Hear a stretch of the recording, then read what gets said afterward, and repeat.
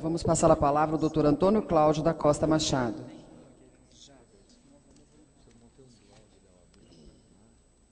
Prender os direitos da advocacia é privar o país da própria liberdade. Excelentíssima senhora doutora Suzana Helena Quintana, em nome de quem saúdo e cumprimento esta mesa. Excelentíssimos presidentes e subseções da OAB São Paulo. Excelentíssimos advogados, advogadas, senhoras, senhores, é um enorme privilégio e uma grande honra para mim participar desse 33º Colégio de Presidentes e Subseções da Ordem dos Advogados de São Paulo. Na verdade, esse convite caiu como uma luva dentro dos meus projetos. Eu fiquei extremamente feliz e não posso deixar de tornar público o meu agradecimento ao Dr. Luiz Flávio Durso, ao Dr. Humberto Borges Durso, a minha querida amiga Helena Maria Diniz, a minha querida amiga Carolina Diniz, porque todos eles, e ainda o Dr. Roberto Barbosa Rodrigues, porque todos eles participaram da construção deste convite para que eu estivesse aqui nesta tarde-noite. E é muito importante estar aqui, porque falam, na verdade, aqueles que realmente são formadores de opinião dentro dessa nossa valorosa instituição chamada Ordem dos Advogados do Brasil, uma das instituições mais organizadas e mais respeitadas do nosso país. E se eu conseguir convencer presidentes de subseções aqui reunidos da correção da minha tese sobre o que significa esse projeto de Código de Processo Civil, eu terei dado um grande passo no sentido da não aprovação deste projeto de novo Código de Processo Civil. Tenho estado muito preocupado e já faz bastante tempo que eu estou preocupado, desde meados do ano passado, quando tive as primeiras notícias de que um novo Código de Processo Civil estaria a caminho. Procurei me informar sobre o que estaria a caminho e não descobri, soube só no final do ano que uma comissão de juristas, montada pelo presidente do Senado, José Sarney, estava organizando um texto. Nos primeiros meses do ano, continuei muito preocupado, porque já se falava muito de reforma do Código de Processo Civil e não havia texto nenhum. No dia 8 de junho surge o texto. Antes disso, eles já tinham realizado 20 audiências públicas em todo o Brasil, não sei para quê. Porque falava-se que haveria um novo código sem texto. Reuniram-se centenas de pessoas para dizer não sei o quê, porque não havia texto. Mas em 8 de junho surgiu um texto. E aí as minhas preocupações dobraram, triplicaram de tamanho, ao perceber que nós estamos no caminho da construção de um novo processo civil profundamente autoritário, profundamente ditatorial e destruidor dos nossos direitos como advogados e dos nossos direitos como cidadãos. Estou muito preocupado. Eu já li o projeto várias vezes, já fiz centenas de anotações, já ouvi dezenas de professores, já realizei alguns eventos, já falei em meia dúzia de subseções da Ordem dos Advogados, já falei na televisão, já falei no rádio, já escrevi, construí um blog há 4 meses, saí do zero, já tivemos mais de 5.000 visitas. E agora, mas só agora, nós começamos a perceber que há alguma repercussão, alguma reverberação das coisas que eu tenho dito sobre o Código de Processo Civil. E me sinto, na verdade, sozinho, porque ninguém fala contra. Falam contra nos corredores, mas nos momentos públicos, nos momentos dos encontros de professores, nos cursos, nas escolas, nas faculdades, ninguém se propõe a falar para valer contra esse novo projeto. Eu tenho feito isso sozinho.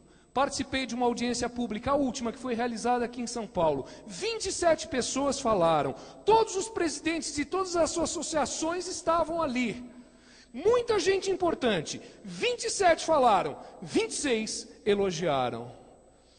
E o tempo foi passando e eu percebi que eu ia falar no final. Eu fui o 23º a falar e eu pensei, eu não posso perder a oportunidade. Só tenho 5 minutos? Pois bem, vão 45 coisas em 5 minutos e eu acabei com o projeto em 5 minutos. E eu sei que eu crio impacto quando eu falo as coisas que eu falo contra este Código Novo de Processo Civil. Nós estamos à beira de um processo autoritário. Ao que parece, essa é a única vez na história desse país que nós vamos ver uma lei do tamanho de um Código de Processo Civil, que tem 4, aprovado em 6 meses. O texto apareceu no dia 8 de junho.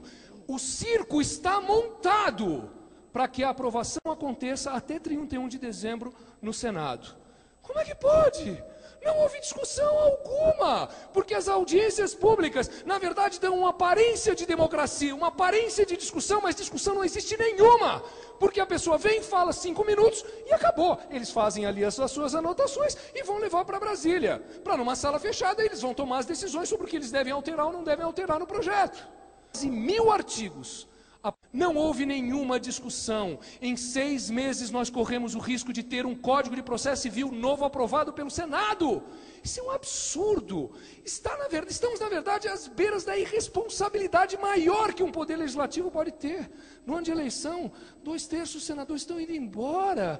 E eles vão se reunir na calada da noite para aprovar um código sem discussão, cujo texto tem 6 meses e que altera profundamente a nossa justiça civil. E transforma os juízes, que até hoje são vistos como reis das suas varas. Não teremos mais reis, teremos imperadores nas varas. Para não dizer, talvez agora não haja nenhuma razão para eles discutirem ou desconfiarem da ideia de que são deuses. Porque eles podem tudo. Agora eles podem tudo, se passar esse projeto do jeito que ele está. E a pergunta que não quer calar é essa: será que nós precisamos de um novo Código de Processo Civil? E eu já adianto a minha resposta, eu vou falar de muitas coisas. Quero dizer, nós não precisamos de um Código de Processo Civil novo. Por quê? Tenho muitas razões. A primeira delas, e a mais importante, é essa: porque o problema da nossa justiça civil, como da nossa justiça penal, como da nossa justiça do trabalho, não é a falta de lei, é falta de administração, é falta de gestão de qualidade. Os nossos problemas são políticos e administrativos, não são legais. Quais são as razões por que o nosso processo não funciona?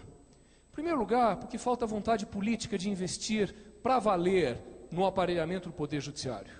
Em segundo lugar, porque falta investimento de recurso orçamentário para aparelhar, de fato, o Poder Judiciário.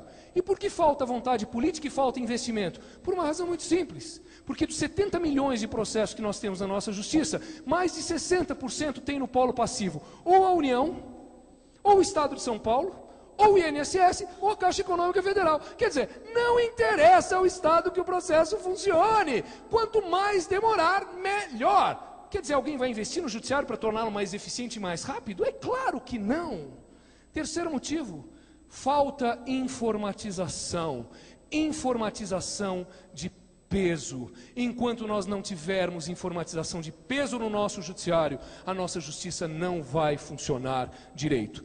Há quem diga, não sei da exatidão desse número, há quem diga que um investimento de R$1 bilhão nós conseguiríamos informatizar completamente a nossa justiça. Eu não sei se isso é verdade, mas se é apenas 1 bilhão, vale a pena, não vale? Com certeza. Mas não interessa politicamente ao Poder Judiciário, quer dizer, ao Estado brasileiro aparelhar o Poder Judiciário.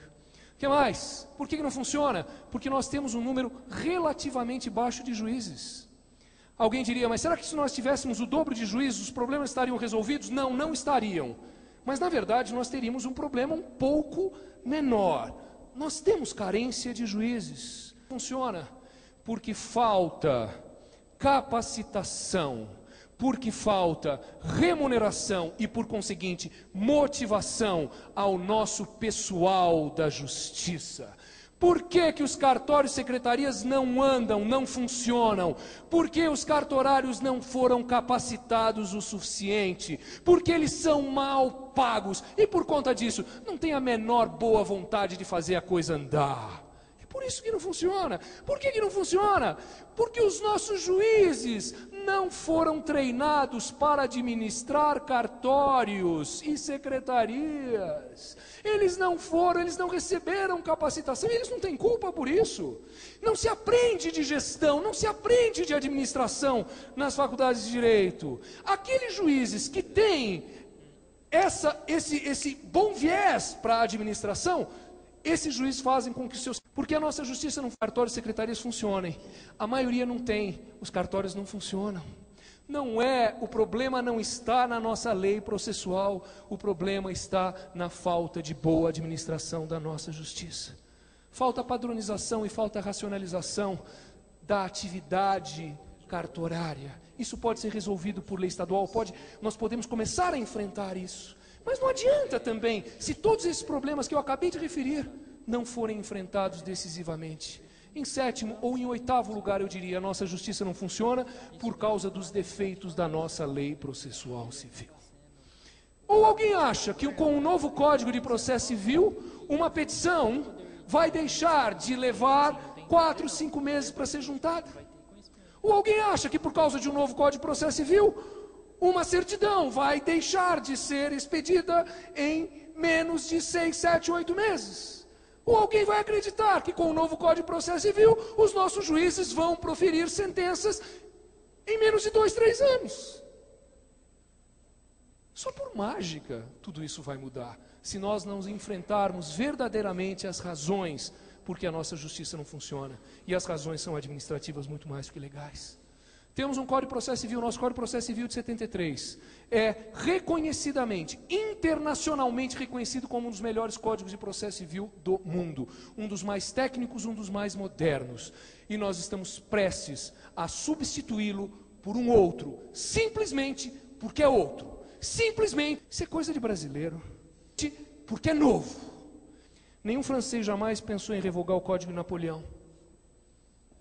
Nenhum alemão jamais pensou em revogar a ZPO ou a BGB. Mas nós já jogamos no lixo o nosso Código Civil de 16, o nosso Código Clovis-Bevilacqua, reconhecido internacionalmente como um dos melhores 5 códigos civis do mundo. Nós trocamos por um novo só porque era novo. E agora estamos prestes a trocar mais uma vez, agora o Código de Processo Civil, simplesmente porque ele é novo. A quem interessa essa mudança?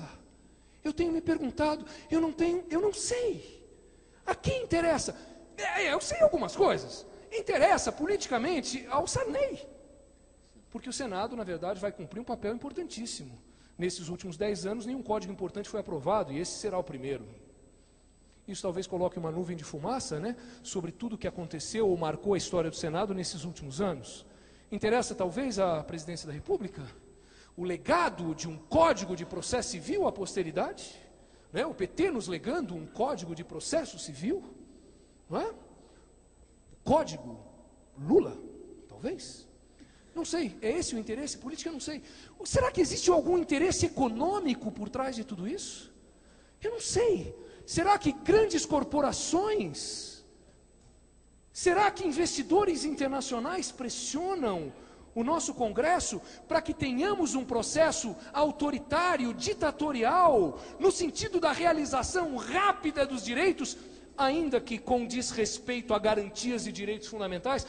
Professor Luiz Flávio, aqui no nosso projeto também não há muita preocupação com direitos fundamentais, não, e eu vou citar várias situações que apontam para essa falta de respeito às nossas garantias. Será que nós precisamos de um novo código?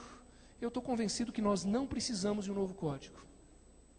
Isso significa que esse código não traz coisas boas? Traz várias coisas, e eu vou elencar.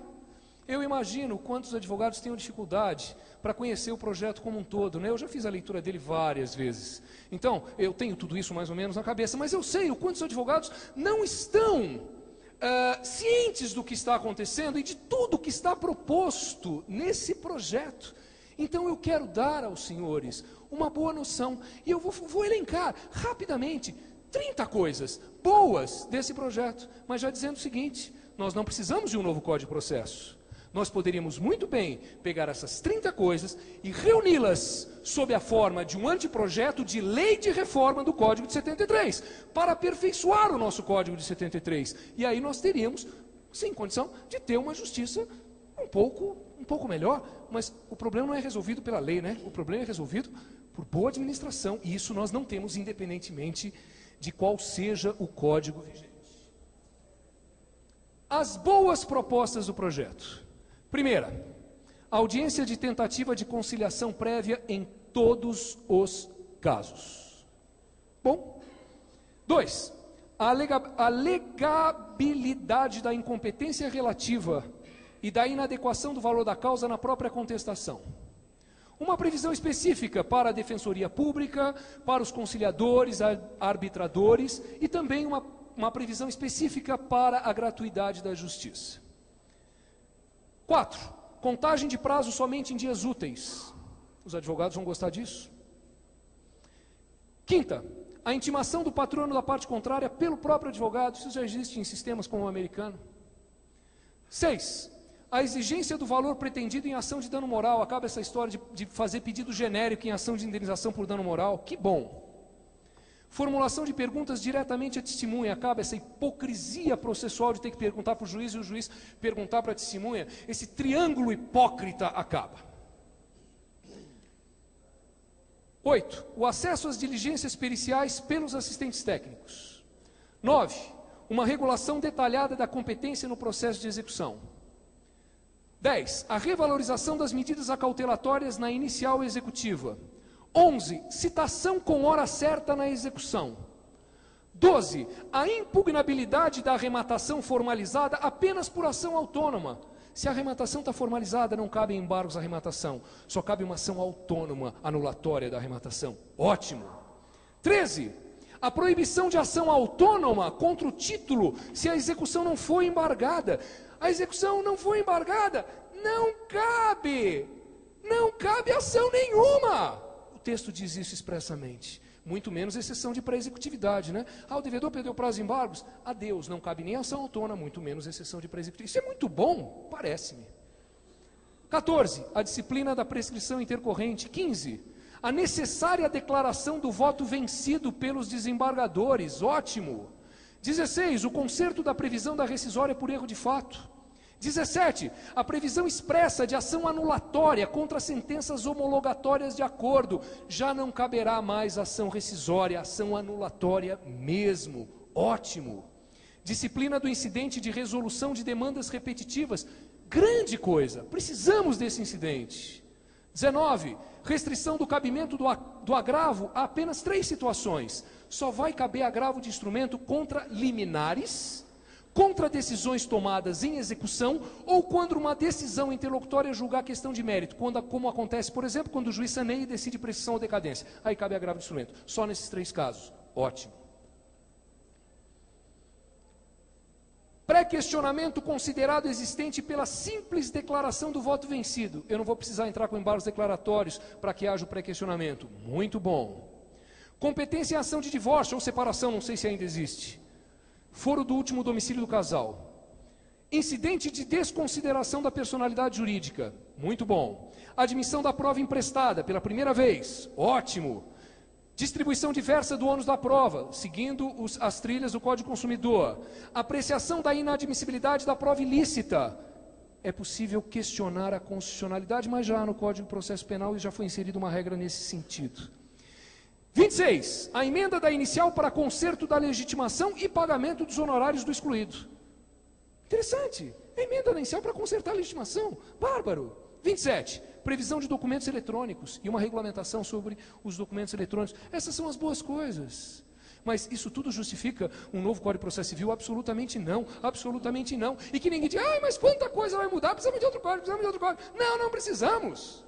Puxa vida, a reforma do cumprimento de sentença, a lei do cumprimento de sentença, implicou a alteração de 100 dispositivos. Ninguém reclamou. A reforma da execução extrajudicial, da 11.382 de 2006, implicou a alteração de 350 dispositivos. E ninguém reclamou. E o nosso código passou a funcionar muito melhor na execução, tanto de sentença como de extrajudicial. Melhorou 100%. Nós podemos aproveitar todas essas coisas boas e implementar uma reforma do CPC de 73. Nós não precisamos de outro código. Só que eu não dei as razões ainda porque nós não precisamos, né? Além das razões administrativas. Vamos em frente. O que vai desaparecer com o CPC atual? Eu elenquei 18 coisas e eu refiro rapidamente para que os senhores tenham uma ideia. O que desaparece? Procedimento sumário. Não tem mais procedimento sumário. Nem se fala mais de procedimento ordinário. Haverá um procedimento padrão comum, que é aquele que começa sempre com uma tentativa de conciliação. Desaparece a exceção de incompetência. Não haverá mais. Desaparece a impugnação ao valor da causa. Não haverá mais. Desaparece a reconvenção. Ai, vai gerar confusão. Desaparece a ação declaratória incidental. Ai, para saber quando faz coisa julgada, decisão de questão incidente, um juiz declara, outro juiz não declara, um diz, outro não diz, nós vamos ter que entrar com 10 embargos declaratórios para chegar a uma conclusão, ou melhor, não chegar a conclusão nenhuma. Confusão à frente. Desaparece a locução jurisdição voluntária. Faz só 2000 anos que a gente convive com jurisdição voluntária. E eles dizem, não, mas jurisdição voluntária não é nem jurisdição nem voluntária, então vamos acabar com ela.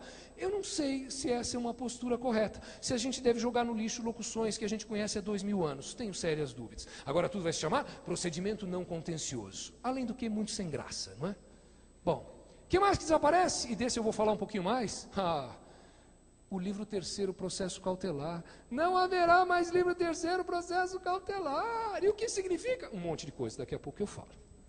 Desaparece a locução procedimento ordinário. A possibilidade jurídica do pedido desaparece como condição da ação, vai ser um caso de rejeição liminar da demanda. Desaparecem a oposição, a nomeação à autoria, a denunciação da lide e o chamamento ao processo. O que nós vamos ter?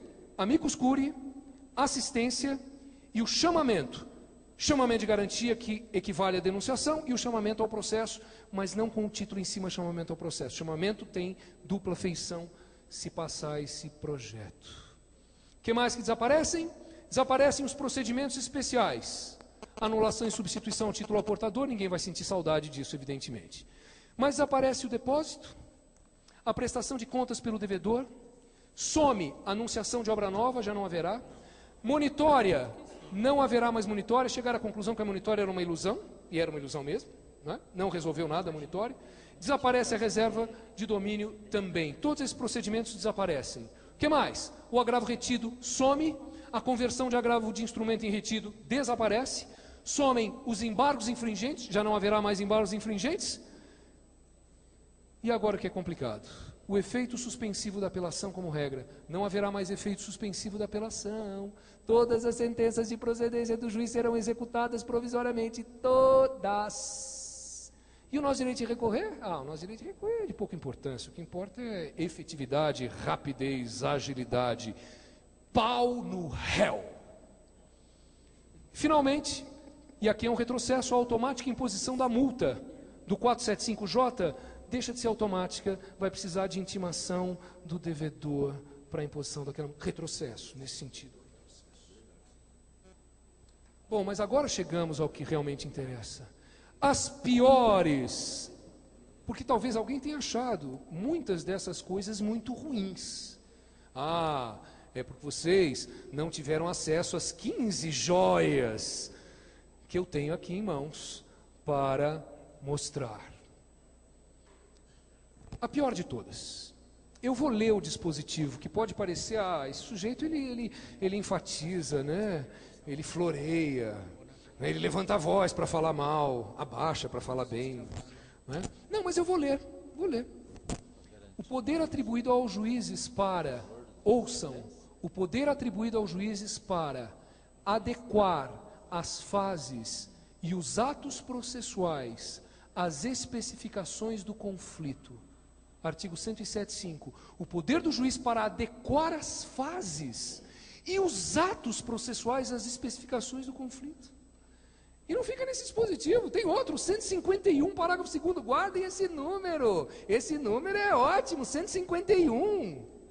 151 é o número, o nome já é sugestivo. Seria pior 171. Mas é 151.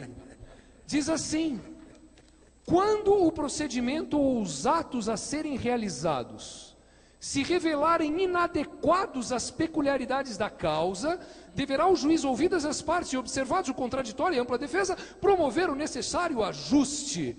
O juiz vai poder definir o procedimento daqui para frente. Ele vai suprimir fases, inverter fases, suprimir atos, inverter atos. Qual vai ser o devido processo legal? Não haverá mais devido processo, um indevido processo judicial. É o juiz que vai dizer quais são as regras do jogo. Não vai ser mais devido processo legal. Haverá sim um devido, a lei que vai definir o procedimento, não. Vai ser o juiz que vai dizer qual é o procedimento. Querem transformar o nosso processo civil num verdadeiro processo do trabalho. Porque nós sabemos como é que é o processo do trabalho. Você sabe muito bem como é que começa, mas como ele se desenvolve, como ele acaba, e principalmente como é que se executa a sentença, ninguém tem a menor ideia.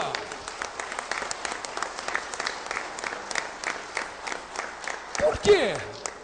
Porque falta devido processo legal na justiça do trabalho.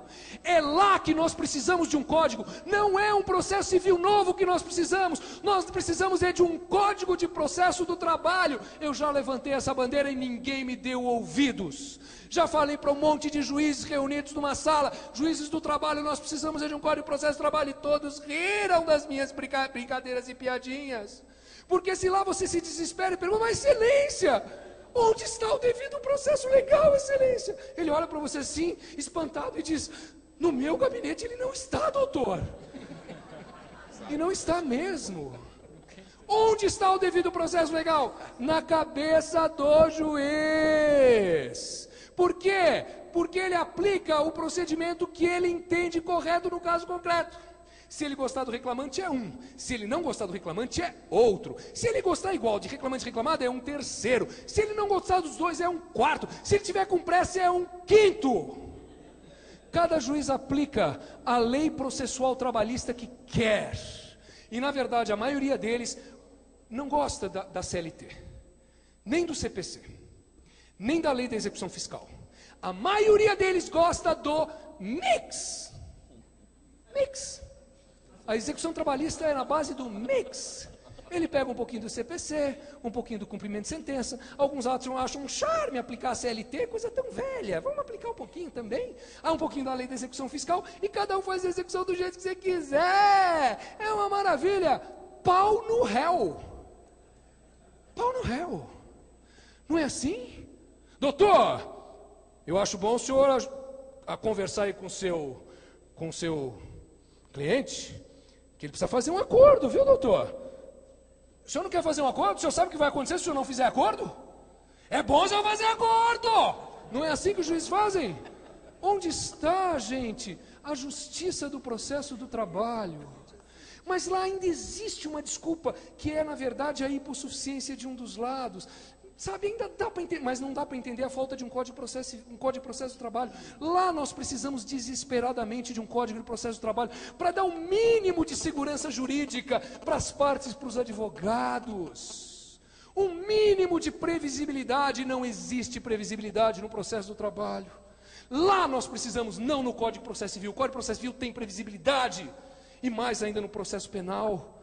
No processo penal, o devido processo legal, aos trancos e barrancos, mas o devido processo legal é respeitado, muito mais do que nos outros. É lá no processo de trabalho que nós precisamos de um código, não aqui na seara civil, não na seara civil. Admitir que o juiz vai definir o procedimento, nós vamos ter um imperador em cada vara. E você, advogado, nunca mais saberá qual será a tramitação da sua causa, nunca mais saberá. Fui buscar a exposição de motivos. 1,5 linha de texto tem 6 linhas. 0. Não tem explicação nenhuma. Nenhuma. Salvo, é claro, o espírito autoritário, ditatorial, né? Contra os direitos fundamentais e contra as garantias fundamentais. Contra a garantia do devido processo legal, que é um processo previsto em lei, onde o juiz não tem liberdade para definir o procedimento a cada caso concreto. O que mais? Segunda pior coisa. O desaparecimento do livro terceiro processo cautelar. Já não haverá livro terceiro processo cautelar, não haverá mais processo cautelar. E o que isso significa? Parece que as pessoas não se deram conta do que isso significa. Não havendo processo cautelar, não haverá procedimentos cautelares. Não há mais procedimentos cautelares. Não há mais a previsão do procedimento do arresto, do sequestro, da caução, da busca e apreensão, do arrolamento. Não haverá mais alimentos provisionais, atentado, nada mais existirá. Perceberam? Onde é que está a maldade? Onde é que está a maldade? Não havendo regulamentação de nada disso, o juiz vai dar as medidas cautelares que ele quiser, segundo o seu gosto, segundo a sua conveniência, segundo o seu senso de justiça. O juiz vai dar cautelar que ele quiser, do jeito que ele quiser. Para arresto haverá necessidade de prova literal de dívida líquida e certa, como é hoje, ou de pelo menos uma sentença que foi objeto de apelação, mas que cuja condenação pode ser transformada em dinheiro. Precisa isso para o arresto hoje? Vai precisar? Nada, não há mais regra, não há mais regra, não há mais regra. E no sequestro? Como é que se faz a definição do depositário? Não tem regra, não tem regra. E na busca e apreensão? E na busca e apreensão? Haverá necessidade de 2 oficiais de justiça para cumprir a busca e apreensão ou não? Depende do juiz, se ele quiser sim, se ele não quiser não. Haverá necessidade de testemunhas quando tiver que arrombar uma porta para buscar uma coisa ou uma criança? Não sei, o juiz é que vai dizer se precisa ou não precisa de testemunha. Nós temos regulamentação hoje de tudo isso, não teremos mais. Busca e apreensão de bens objeto de contrafação. Vão 2 oficiais e vão 2 peritos. Eles atestam a contrafação e aí a busca e apreensão acontece. Não há mais regra nenhuma. Não há mais regramentos para o arrolamento. Como é que vai processar o arrolamento? Não sei. Os juízes vão processar tudo isso do jeito que eles quiserem e vão conceder as medidas cautelares segundo os seus próprios fundamentos e não mais segundo o que está previsto em lei. Percebem o perigo? Isso é Estado ditatorial. Isso é ditadura do judiciário, uma ditadura que nós nunca experimentamos, talvez estejamos prestes a experimentar. Ditadura do judiciário. O desaparecimento do processo cautelar implica esse poder absolutamente excessivo nas mãos dos nossos juízes. Para completar, não podia deixar de ser, né? Todo mundo lembra do 797, que permite cautelares de ofício, né? O juiz dá, nos casos previstos em lei, naqueles que ele entender conveniente, dá cautelares de ofício. Cautelares de ofício. Não precisa mais ter previsão legal prévia. Cautelares de ofício, claro, está no esquema. Eliminação do efeito suspensivo da apelação. Você apela e a sentença se executa. Alguém numa audiência pública, um desembargador, levantou o seguinte argumento. Mas, gente, ele disse, a impressão que eu tenho, porque essas estatísticas não existem no Brasil, nós não temos estatística para coisa nenhuma, né? Mas 40% das sentenças são reformadas. 40% das sentenças são reformadas. Se 40% das sentenças são reformadas, como é que a gente pode tirar completamente o efeito suspensivo da apelação? Como é que pode? Na Suíça, eu acho que lá sim. 90% das sentenças são confirmadas. Na Suíça, só na Suíça. Se for um pouquinho para cá, para a França, não dá. Para a Alemanha, não dá. Para a Áustria, não dá. Talvez só na Suíça. Embora seja uma tendência universal essa retirada do efeito suspensivo. Mas no Brasil, onde um número enorme de sentenças, onde muitas sentenças são reformadas, vão tirar completamente o efeito suspensivo. Nós já temos 7 incisos no artigo 520. E existem mais 15 leis ou 20 leis especiais que tiram o efeito suspensivo.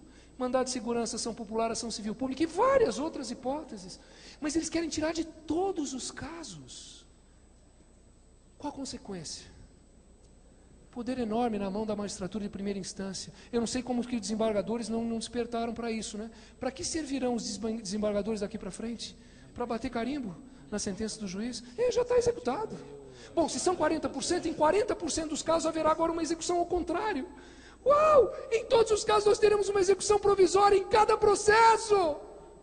Quer dizer, o juiz deu a sentença, achou que ia se livrar do processo? Não, agora tem que começar a execução provisória. Os nossos cartórios vão ficar mais atolados do que já estão. E os nossos tribunais também. Sabem por quê?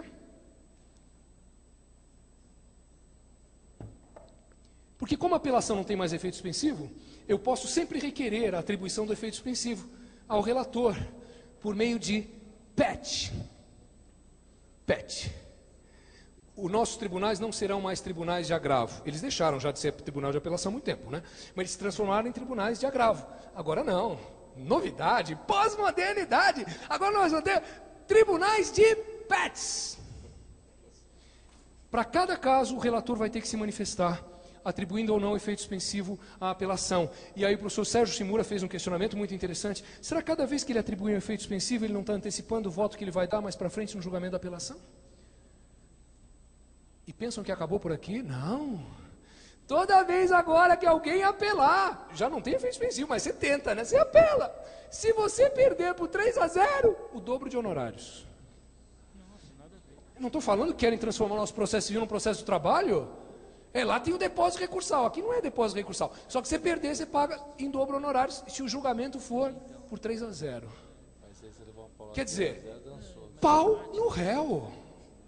Pau no réu. Quem tem razão é o autor e pau no réu. Para ter efetividade, agilidade, rapidez, eficiência, pau no réu. Para quê? Contraditório, ampla-defesa. Para que isso? Que filigrana. Para quê? E se apelar, eu dobro os honorários, aí não apele. Profundamente desanimador. Profundamente desanimador. O juiz vai poder conceder antecipação de tutela, muda o nome, tutela de evidência e tutela de urgência, sem o requisito do perículo in mora. É uma limitação, não é? O perículo in mora para concessão de tutela antecipada, o 273, número 1. O juiz vai poder conceder antecipação de tutela em quaisquer casos sem perículo in mora. Hoje, nós temos, na verdade, apenas algumas situações onde se admite, né? Não são tantas assim. Mas, com esse novo código, o juiz vai poder conceder medidas sem perículo in mora. E eu vou terminar referindo algumas coisas. Há uma regra expressa falando da intervenção judicial em atividade empresarial. A multa aplicada em liminar é exigível imediatamente por execução provisória. Para cumprimento de liminares, o juiz vai ameaçar com autorização legal, aqui não é o juiz, a lei tem que dizer, vai ameaçar com crime de desobediência. Multa por ato atentatório ao exercício da jurisdição. Quando essa multa for aplicada, ela deverá ser depositada imediatamente. E o não comparecimento do réu à audiência prévia de tentativa de conciliação se caracteriza como ato atentatório à dignidade da justiça. Tudo isso. Será que nós precisamos de um novo Código de Processo Civil desse tipo? Nós precisamos nos conscientizar dos riscos que estamos correndo, não apenas como advogados, também como advogados, mas como cidadãos. O que nós temos pela frente é uma perspectiva de um mundo processual tenebroso, se esse projeto se converter em Código de Processo Civil. Mas está nas nossas mãos, nas mãos dos senhores, presidentes de subseções da Ordem dos Advogados do Brasil no estado de São Paulo. Nós podemos realizar um levante pacífico, um levante político, pressão política sobre o Senado, em nome da Ordem dos Advogados do Brasil e em nome da nossa liberdade. Muito obrigado.